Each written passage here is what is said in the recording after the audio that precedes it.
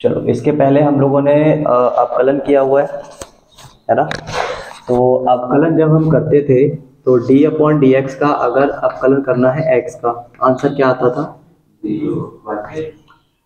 और D upon D x अगर हमें करना है किसी कांस्टेंट वैल्यू का तो आंसर क्या आता था? 0। अब हमें करना है इंटीग्रेशन। मान लो कि यहाँ पे हम इंटीग्रेशन कर रहे हैं साइन एक्स का, तो जिसका इंटीग्रेशन करना होता है तो यहाँ पे उसके सापेक्ष लिखा भी होता है। इनकेस यहाँ पे अगर यहाँ पे आगे की तरफ r लिखा होता और फिर साइन एक्स लिखा होता तो हम इंटीग्रेशन सिर्फ किसका करेंगे? सिर्फ x का करेंगे, क्योंकि यहाँ पे dx के सापेक्ष करना है। ठीक है, तो इस r को हम लोग क्या बोल देंगे? ये एक कांस्टेंट वैल्यू है जो कहाँ आ जाएगी? इंटीग्रेशन से बाहर आ जाएगी। साइन एक्स का जब हम लोग इंटीग्रेशन करते हैं तो ये cos x होता है। अब आपको पता है कि साइन एक्स का डिफरेंशिएशन cos x होता है ना, तो इंटीग्रेशन साइन का माइनस cos होता है। और cos का जब हम लोग डिफरेंस इंटीग्रेशन करेंगे तो cos का माइनस होता था ना साइन, इधर पे कैसा होगा? अब हम लोग इसके साथ एक c को ऐड करते हैं। ये c एक्चुअल में कुछ और नहीं है, ये एक कांस्टेंट वैल्यू है। हम लोग ने जिस वैल्यू का इंटीग्रेशन किया है, अगर आप वापस से उसका डिफरेंशिएशन कर दें, आपने किसका किया है? AC का किया है। तो जिस वैल्यू का आपने इंटीग्रेशन किया है, अगर उसका वापस से डिफरेंशिएशन किया जाए तो आंसर जो लिखा हुआ था वो आ जाना चाहिए। cos का क्या होता है? माइनस का साइन, तो माइनस माइनस, और कांस्टेंट वैल्यू का। तो हमने क्या देखा कि इंटीग्रेशन जो होता है वो डिफरेंशिएशन का उल्टा होता है ना। हमने यहाँ पे साइन एक्स का जो भी इंटीग्रेशन लिखा है, जैसे ही हम उसका डिफरेंशिएशन करेंगे हमें वापस से ये वैल्यू मिलना चाहिए। तो देखो यहाँ पे हमने किया, इसीलिए cos कैसा होना चाहिए? यहाँ पे इंटीग्रेशन में साइन एक्स का कैसा होना चाहिए? cos माइनस का होना चाहिए, क्योंकि cos का डिफरेंशिएशन माइनस साइन होता है। तो वो माइनस और ये माइनस क्या हो जाएगा? प्लस, इसलिए क्या आ जाएगा? ठीक है, तो इसमें ज़्यादा कुछ मैं समझा नहीं रहा हूँ, समझाने का है भी नहीं। तुम लोगों को इंटीग्रेशन में ये याद रखना पड़ेगा चीज़ें। अब ये मैंने c क्यों लिखा है, समझ गए? ये एक कांस्टेंट वैल्यू है और इसका डिफरेंशिएशन 0 होता है, इसलिए हम लोग इसको ऐसा लिख सकते हैं। एक्चुअल में इंटीग्रेशन में होता क्या है? अगर x की पावर n टाइप का कोई इंटीग्रेशन करना है तो इसमें जो पावर है वो 1 प्लस होती है और जो पावर है वही 1 प्लस होकर नीचे आती है। इसीलिए डिफरेंशिएशन में क्या होता है? पावर 1 कम होती है, यहाँ पे पावर 1 ज़्यादा होती है, इसलिए वो एक दूसरे के क्या हो जाते हैं? उल्टे हो जाते हैं। इंटीग्रेशन ऑफ e की पावर x, ये होता है e की पावर x। अब ये c हम लोग लिख वाले ही रहे, लेकिन इतना ज़्यादा जरूरी भी नहीं है कि लिखना जरूरी ही है। नहीं भी लिखेंगे तो चलेगा, क्वेश्चन गलत नहीं होने वाला। ठीक, तो ये फॉर्मूले हैं जो कि तुम्हें लिखना है। हमारा जो log x का डिफरेंशिएशन क्या होता था?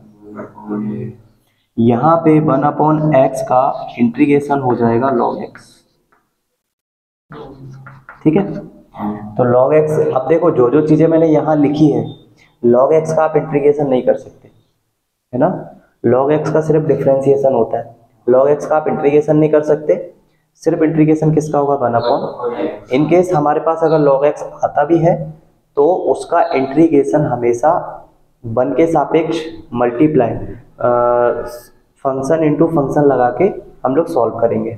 ठीक है, डिफरेंशिएशन में क्या होता है कि कांस्टेंट वैल्यू का डिफरेंशिएशन 0 होता है, लेकिन इंटीग्रेशन ऑफ किसी भी नंबर का वो 0 नहीं होता, वो कितना होता है? ठीक है, तो डिफरेंशिएशन हमारा किसी भी कांस्टेंट वैल्यू का कितना होता है? 0, लेकिन इंटीग्रेशन किसी भी वैल्यू का 0 नहीं होता, वो x होता है। ठीक है, अब यहाँ पे अगर 10 होता, 25 होता, 50 होता तो 50 के साथ x आ जाता, प्लस में कौन आ जाता? c आ जाता। ठीक है, तो ये कुछ फॉर्मूले हैं। इसके अलावा और क्या हो सकते हैं? 5 के बाद ये 6 हो गया। 10 का हमारा इंटीग्रेशन क्या होता है? Sec square. तो यहाँ सेक स्क्वायर का इंटीग्रेशन क्या हो जाएगा? 10x plus c। तो लिखते चलो साथ के साथ। चलो, तो बुक है तुम लोगों के बीच में ना, फिलहाल बुक में इंटीग्रेशन दिए हुए हैं, पूरे फॉर्मूले लिखे हुए हैं, तो तुम लोग इसमें से लिख लो। देखो डिफरेंशिएशन के एक तरफ दिए हुए हैं, तो डिफरेंशिएशन तो हमारा खत्म हो गया। अब आ जाओ इंटीग्रेशन पे, तो अगर चाहो तो सारे लिख सकते हो, अच्छी बात है, याद हो जाएंगे, है ना, और नहीं तो सिर्फ इंटीग्रेशन वाले तो लिख ही लो। ये अच्छा कर रखा है कि एक तरफ डिफरेंशिएशन के सारे हैं, उसके अपोजिट साइड पे समाकलन के सारे हैं, ठीक है, तो जैसा तुम्हारा इच्छा हो वैसा लिख लेना। डिफरेंशिएशन मैंने इन्वर्स के भी करवाए हैं तुमको, है ना, तो इन्वर्स में प्रॉब्लम, तो लिखो क्या लिख रहे हो। जब भी हम लोग किसी फलन का डिफरेंशिएशन करते हैं d/dx ऑफ fx, तो हम लोग इसका कुछ कर नहीं सकते, हम लोग इसको सिर्फ डैश लगा के लिख देते हैं, क्योंकि अभी फिलहाल हमें फलन पता नहीं है, तो हम उस फलन में डैश लगा के लिख देते हैं। अगर इन केस यहाँ पे लिखा हुआ है f'(x), अब डैश ही आना चाहिए क्योंकि यहाँ पे ऑलरेडी हम उसका डिफरेंशिएशन करके डैश बना चुके हैं, तो जब डैश का करोगे तो ओपन होके वो क्या आएगा, सिर्फ, समझ गए कि डिफरेंशिएशन करने पे जो आंसर आता है अगर उसका इंटीग्रेशन किया जाए तो वापस से वही आ जाता है जो नंबर वो था पहले से, ठीक है। तो फिलहाल तुम लोगों ने फॉर्मूला लिख लिए, नहीं लिखे, ठीक। वितरण नियम में क्या होता है कि मान लो तुम्हें इंटीग्रेशन करना था किन्हीं दो वैल्यूज का, ठीक है, तो हम लोग डिफरेंशिएशन में क्या करते हैं, मान लो यहाँ पे तुम्हारे पास एक इक्वेशन है x² and 2x + 3, अगर तुम्हें इसका डिफरेंशिएशन करना है तो तुम क्या करोगे, d/dx करोगे, है ना। तो होता क्या है कि इस d/dx को हर एक को अलग अलग देना पड़ता है, पहले x² को दोगे, फिर 2x को दोगे, और फिर, तो सेम चीज इंटीग्रेशन में करना है। इन केस मैंने बोला तुम्हें x² + x का इंटीग्रेशन करना है ना, तो इंटीग्रेशन करने के लिए क्या करोगे, पहला वाला जो है ना x² उसको dx के साथ लिख दोगे, फिर दूसरा वाला जो इंटीग्रेशन है उसको dx के साथ लिख दोगे, बीच में मार्क कैसा रहेगा, और बस दोनों का अलग अलग क्या कर देना है, डिफरेंशिएशन, dx के सापेक्ष करा, देखो, तो इनका एक साथ नहीं हो सकता, इसलिए हम लोगों को इसको क्या करना पड़ेगा, अलग अलग करके करना पड़ेगा, ठीक है। तो इसके लिए अगर तुमको लिखना है तो कुछ ये वाला फॉर्मूला लिखोगे जो कि तुम्हारा उपपत्ति में लिखा हुआ है fx + gx और इसका डिफरेंशिएशन dx के सापेक्ष। तो ये होता है कि fx का हम लोग इंटीग्रेशन करेंगे dx के सापेक्ष में, प्लस का मार्क लगा के gx का इंटीग्रेशन करेंगे dx के सापेक्ष में, ठीक, ऐसे करके। तो ये वाला फॉर्मूला लिखो जल्दी से। अगर कोई कांस्टेंट वैल्यू है ना, और इसके सापेक्ष हमें क्या करना है, किसी वैल्यू f'(x) का हमें इंटीग्रेशन करना है, तो ये जो कांस्टेंट वैल्यू है ये कहाँ आ जाएगा, बाहर। इंटीग्रेशन सिर्फ किसका होगा, fx का और dx, तो ये दूसरा वाला लिख लो।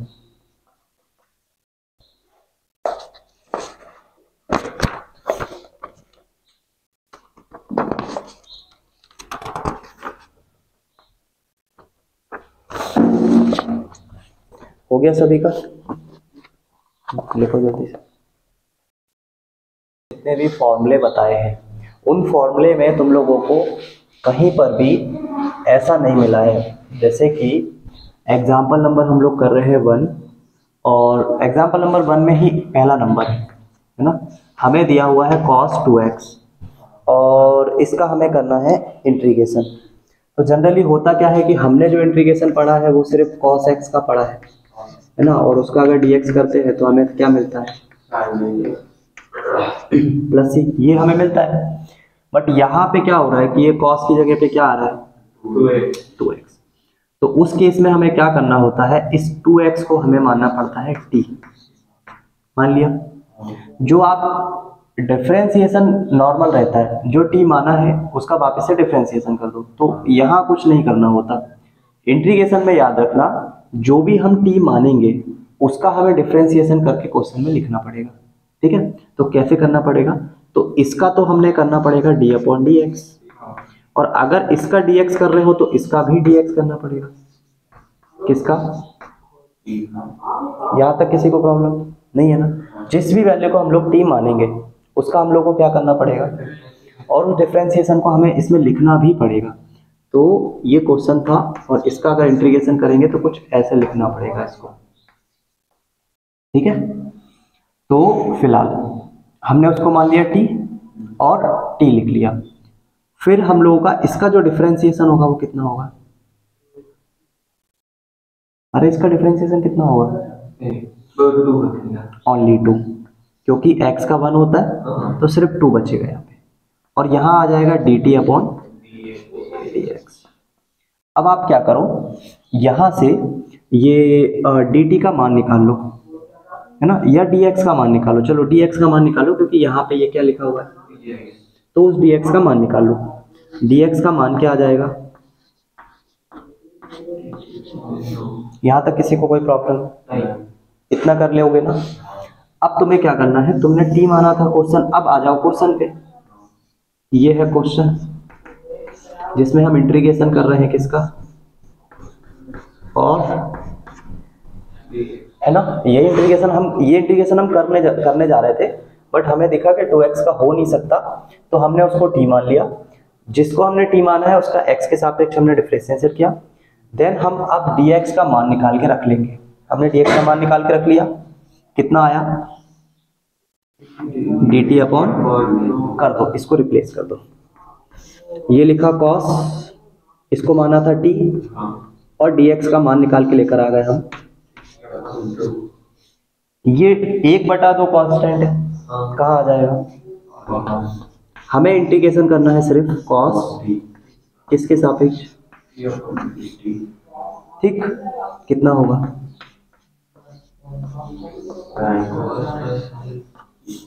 यही होना चाहिए। t का मान रख दो, क्या आ जाएगा? Half sine 2x plus t। आया सभी को समझ में किस तरीके से हमने इसको इंटीग्रेशन किया? सभी को आ गया समझ में? आंसर आएगा half sine 2x plus c। तो सबसे पहले क्वेश्चन तुम्हें लिखना है ऐसे, नंबर 1 डाल के लिखोगे cos 2x, फिर लिखोगे ये वाली लाइन।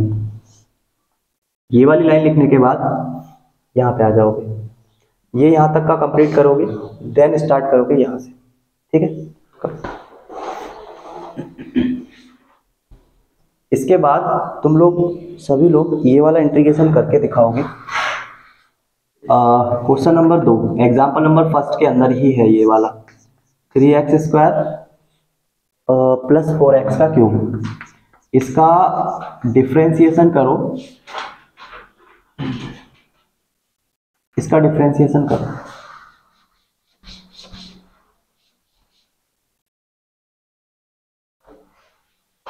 सभी लोग इसको मान लो कि ये fx के बराबर है 3x² प्लस 4x का क्यूब। तो इसका इंटीग्रेशन करो सभी लोग और बताओ कि आंसर कितना आएगा। कोई भी टीपटापी नहीं करो, खुद पता चल रही है। अभी तुम लोगों को मैंने फॉर्मूला बता दिया ना कि अच्छा, हम लोग जनरली इसको जहाँ मैंने fx लिखा हुआ है, जिसको हमने fx लिखा है उसको हम i भी लिख के ले सकते हैं, क्योंकि ये एक इंटीग्रेशन है। तो इंटीग्रेशन जब यहाँ पे लिखेंगे तो इसमें लगा देंगे मार्क, और क्या करना है इसका dx। फिलहाल हम लोग इसको अलग अलग करके करेंगे, क्योंकि एक साथ तो कर नहीं सकते, तो हम इसको अलग अलग कर लेंगे। ठीक, मैंने तुम लोगों को इंटीग्रेशन का क्या फॉर्मूला बताया है, x की पावर n का अगर dx करना है, क्या फॉर्मूला बताया है? है ना, जो भी x की पावर है उसमें +1 करना है, और बटे में उसी पावर में +1 करके नीचे लिखना है। ठीक, तो हमारे पास ये जो वैल्यू है 3, क्या इसका कुछ हो सकता है? क्या नहीं हो सकता, सिर्फ किसका होगा? तो x की पावर कितनी है? 2, कितनी हो जाएगी? 3, और बटे में क्या आएगा? 3। फिर x की पावर कितनी है? अरे 3 है ना, ठीक। और ये तीन कैंसिल, ये 4 से, आंसर क्या आएगा?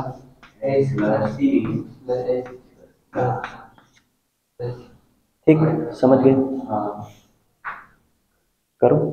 अभी इसमें मैं कुछ भी नया नहीं बता रहा हूँ, जितना भी है जो भी है सब मतलब नोट नहीं लगाना, वो पॉजिटिव ही होता है। आंसर आ जाएगा log x प्लस सी। ठीक है, तो इंटीग्रेशन ऑफ 1/x याद रखो इसको। अगर अपॉन में एक्स स्क्वायर होगा तो इंटीग्रेशन चेंज हो जाएगा, अदरवाइज अभी 1/x है तो नॉर्मली log x। ठीक है, हो गया ये तुम लोगों का।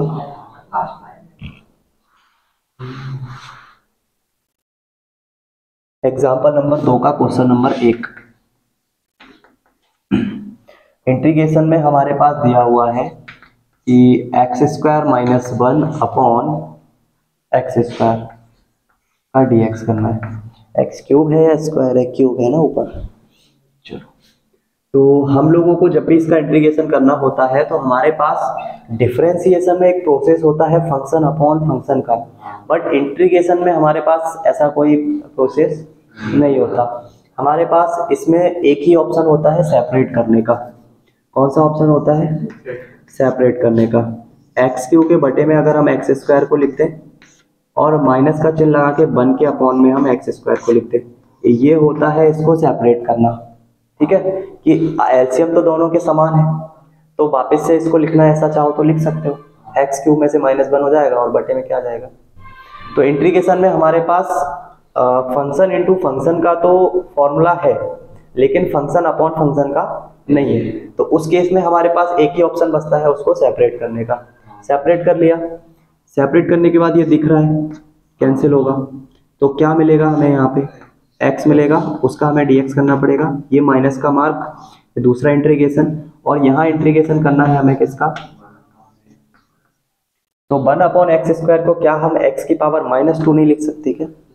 लिख सकते हैं, तो वो सरल होगा करना, हम लोग उसको लिख लेते हैं, है ना। तो x का क्या हो जाएगा इंटीग्रेशन? x की पावर जो भी है उसमें 1 ऐड होगा और नीचे पावर में फिर। ठीक, फिर हमें जो इंटीग्रेशन करना है x की पावर -2 का dx। तो आप इंटीग्रेशन में क्या करोगे इसमें? ये तो आ गया आपके पास x²/2, यहाँ से क्या आएगा? ये 2 कहाँ, ये x की पावर में हमने क्या बोला कि +1 करना है, तो -2 में +1 करेंगे और यही चीज अपॉन में लिख देंगे। ठीक है, तो ये आ गया x²/2 माइनस x की घात कितना आएगा? माइनस का 1, तो वो नीचे जाके क्या हो जाएगा? प्लस, तो वो हो जाएगा 1/3। ये 2 में, अच्छा 2 में से 1 जाएगा तो ये कितना बचेगा? तो ये माइनस का चिन्ह आएगा सिर्फ आगे, क्योंकि नीचे वाला माइनस इसको माइनस कर देगा, और x की पावर -1 क्या बन जाएगा? 1/x, और प्लस का क्या आया? समझ में सभी को आया? करो क्वेश्चन देखो।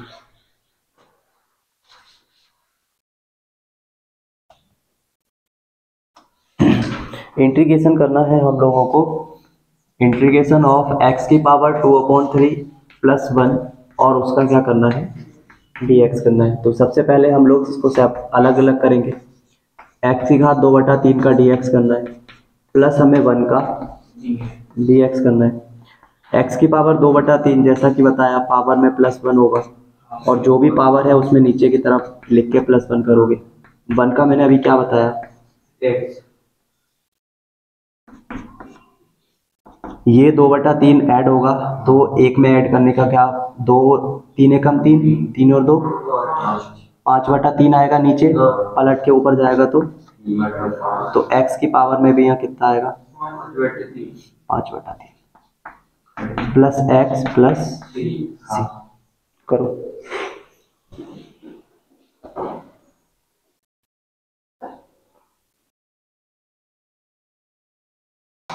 x की पावर 2/3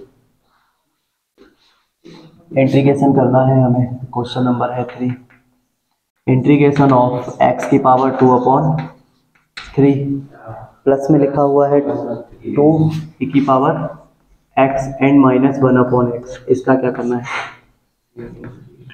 तो सबसे पहली चीज सबको अलग अलग करो, 2 को बाहर लिख दे रहे हैं क्योंकि कांस्टेंट वैल्यू, एंड 1/x का dx। ये अब भी करवाया, कितना आता है, e की पावर x का क्या होता है, वही का वही होता है, और log इसका हो जाएगा, एंड प्लस का क्या हो गया। चलो एग्जाम्पल नंबर 3 का क्वेश्चन नंबर 1, इंटीग्रेशन करना है sin x plus cos x का इंटीग्रेशन। क्या करेंगे, सबसे पहले अलग अलग करेंगे, sin x का dx करना है प्लस cos x का dx करना है। sin x का मैंने बताया माइनस का cos होता है, और cos का प्लस का, और प्लस का क्या आ जाएगा, ये आ जाएगा हमारा इंटीग्रेशन का वैल्यू। ठीक, अभी क्वेश्चन देखो एग्जाम्पल नंबर 3 का दूसरा नंबर। ठीक है, एग्जाम्पल नंबर 3 का दूसरा नंबर क्वेश्चन क्या है, इंटीग्रेशन ऑफ, किसका लिखा हुआ है पहले, कॉसेक। तो ये कॉसेक लिखा अपन ने, उसके बाद हमें कॉसेक के साथ कॉट दिया हुआ है।